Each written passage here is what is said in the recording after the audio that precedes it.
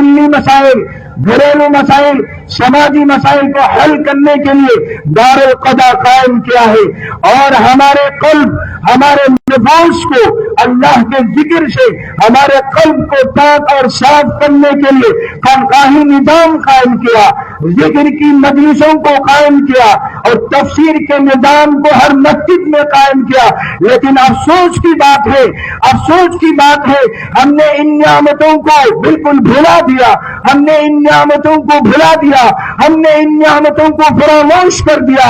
जरूरत है इस वक्त कि हर मस्जिद में कुरान की तफसीर हम लोग फिर से कुरान की तफसीर को शुरू करें, मस्जिदों को आबाद करें और तज़किया नफ्स का निजाम हर गांव में, हर इलाके में, हर शहर में हम कायम करें, ताकि ये इमारत का निजाम मजबूत और मुस्तहकम हो और इस नियामत को, इस नियामत की कदर कमा हक हो हम कर सके। बस यही बात, इन्हीं बातों से मैं अपनी बात को खत्म करता हूँ। व आखिर दवाना अल्हम्दुलिल्लाहि रब्बिल आलमीन। शुक्रिया, জাযাকুমুল্লাহ। এখন